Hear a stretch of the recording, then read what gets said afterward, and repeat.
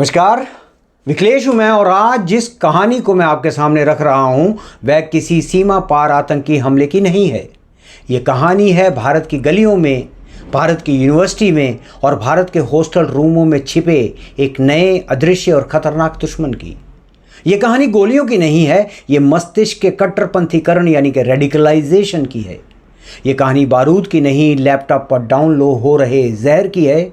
और आज का एपिसोड जिसका नाम मैंने डॉक्टर्स का स्लीपर सेल दिया है, भारत के भीतर पनपते उस नेटवर्क का खुलासा है जो हमास स्टाइल हमला हमारी ही धरती पर दोहराना चाहता था। और सबसे खतरनाक बात, ये लोग सीमा पार से छिपकर नहीं आए थे।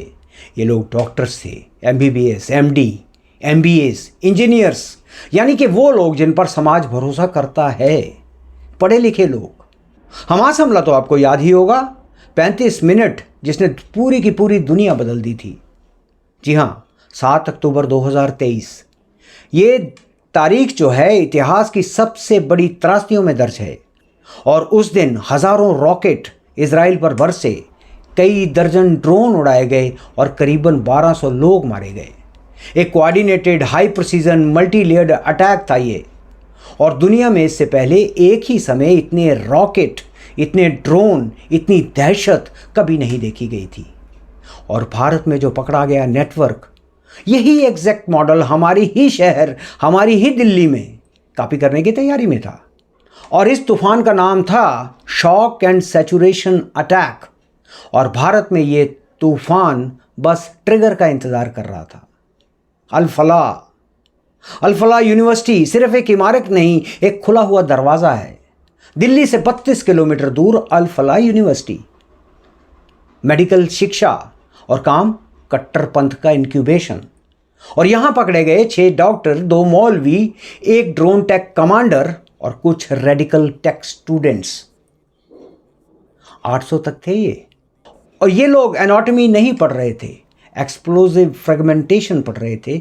ये लोग फिजियोलॉजी नहीं पढ़ रहे थे, ड्रोन एरोडायनामिक्स पर रिसर्च कर रहे थे। और कमरों में जो बरामद हुआ वह किसी हॉस्टल का सामान नहीं था, एक टेरर लैब का मटेरियल था। Drone Motors, rocket propulsion diagrams, EPV goggles, encrypted chats, foreign handler और गजवाए हिंद की फाइल्स। और ये सब कुछ एक ही बात चिल्ला रहा था कि यही वह जगह है जहां भारत के नए दुश्मन पैदा किए जा रहे हैं। लेकिन अल फलाह यूनिवर्सिटी एक पूरी कहानी नहीं है। ये सिर्फ एक यूनिवर्सिटी है जहां घड़ी ने बजना शुरू ही किया था कि एजेंसियों ने पकड़ लिया। सुरक्षा एजेंसियों के अनुसार इसी तरह के माइक्रो सेल्स भारत के अलग अलग हिस्सों में लो विजिबिलिटी नेटवर्क की तरह चुपचाप सक्रिय हो सकते हैं। यानी कि मामला एक संस्थान का नहीं है, एक पैटर्न का है। और ये मॉड्यूल आपको दिखाई देते हैं दिल्ली NCR के हॉस्टल क्लस्टर्स में, और कश्मीर के कुछ PG रूम्स में, केरल हैदराबाद के टेक सर्किट्स में, बेंगलुरु के कोडिंग पॉकेट्स में, और कोलकाता, पटना, वाराणसी जैसे अमर्जिंग अर्बन बेल्ट्स में। और ये केवल यही नहीं, ये आपके आसपास भी हो सकते हैं। और इन जगह पर बाहर से सब कुछ सामान्य दिखता है, लेकिन कमरों के अंदर चार्जर, वायर, मदरबोर्ड्स, ड्रोन के फ्रेम्स एक अलग कहानी बताते हैं। और ये वह खतरा है जो किताबों के बीच नहीं, लैपटॉप की स्क्रीन पर पनपता है। डॉक्टर उमर, मौत का प्रोफेसर। लाल किले के पास धमाके में डॉक्टर मोहम्मद नबी मारा गया। उमर कौन था? एक डॉक्टर था? एक प्रोफेशनल था? नहीं, ये वह व्यक्ति था ब्रेन वॉशिंग का प्रिंसिपल। और उसके मोबाइल से मिला क्या जो उसके भाई ने पानी में फेंक दिया था? 112 GB रेडिकल सामग्री, suicide bombing strategies, drone flight simulations, foreign handlers और गजवाए हिंद का प्लान। ये सामग्री एक बात को सिद्ध करती है कि ये व्यक्ति मरीजों के फेफड़ों में हवा नहीं भरता था, उनको बचाने की कोशिश नहीं करता था, बल्कि युवाओं के दिमाग में नफरत भरता था। जसीर वानी, क्या खूबसूरत नाम है। भारत का पहला हवाई हमला इंजीनियर जसीर वानी, कश्मीर का एक मेडिकल छात्र, लेकिन दिमाग ड्रोन को हथियार बनाने में लगा हुआ था। और उसने बनाया 8 से 12 kilometre range weapon drone, modified battery pack और ट्रिगर मॉड्यूल्स। और ऑटो डिसेंट ब्लास्ट मैकेनिज्म। और ये शौकिया काम नहीं है दोस्तों, ये पूर्ण तकनीकी समझ की मांग करता है।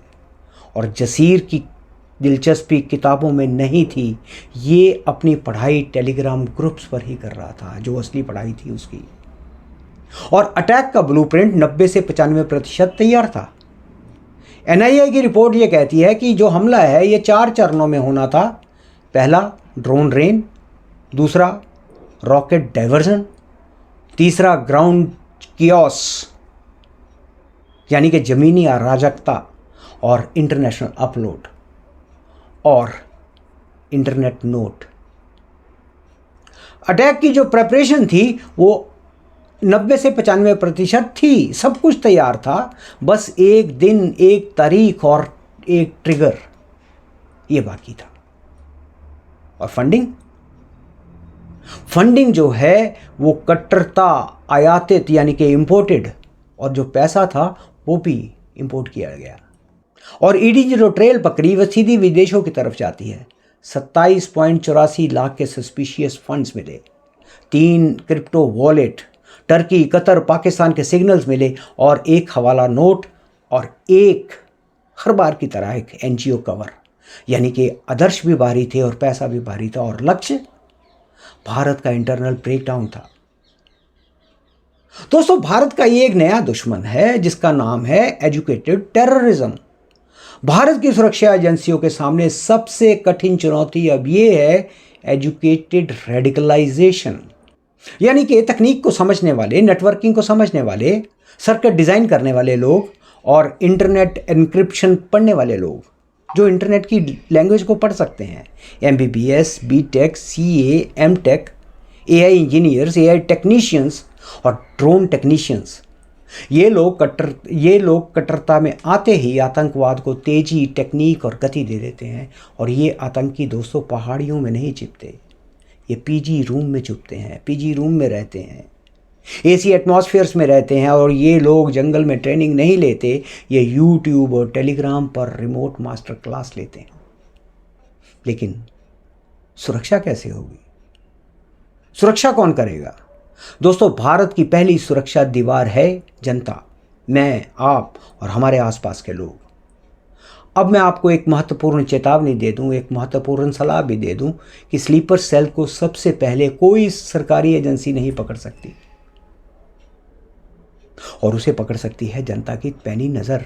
अगर आपके आसपास कोई व्यक्ति अचानक उग्र, कट्टर या मिशन ओरिएंटेड बातें करनी शुरू करे और रातों रात एनक्रिप्टेड चैटिंग करे, फ़ोन, लैपटॉप को हमेशा छुपा कर इस्तेमाल करे, हिंसा, जिहादी आइडियोलॉजी या ऐसे कंटेंट देखता हुआ आपको दिखाई दे, परिवार, दोस्तों से अलग अलग रहने वाला व्यक्ति, वो लड़का, लड़की, कुछ भी हो सकता है, कमरे में ड्रोन पार्ट्स अगर आपको मिलें, इलेक्ट्रॉनिक सर्किट या अजीब से गैजेट वो छुपे हुए मिलें कहीं, या विदेशी नंबरों या टेलीग्राम आईडी से बात करता हो, तो ये व्यवहार सामान्य नहीं है,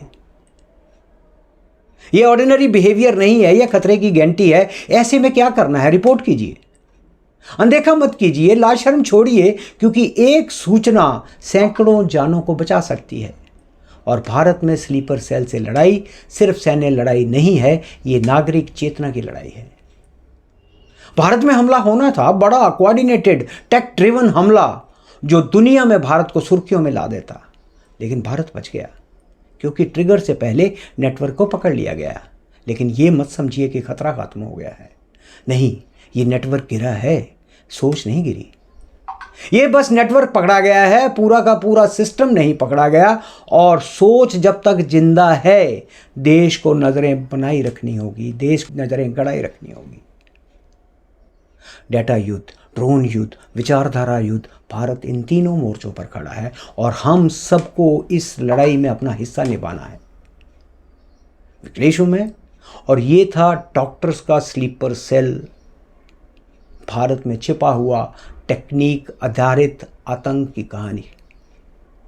और अगर ये कहानी आपको कहीं सोचने पर मजबूर कर गई हो, अगर इसमें आपकी चुप्पी को तोड़ा हो, और अगर इसने आपको सतर्क किया हो, तो इस आवाज़ को अकेला मत छोड़िए, इसको फैलाइए, लाइक कीजिए ताकि ये मुद्दा दब ना जाए।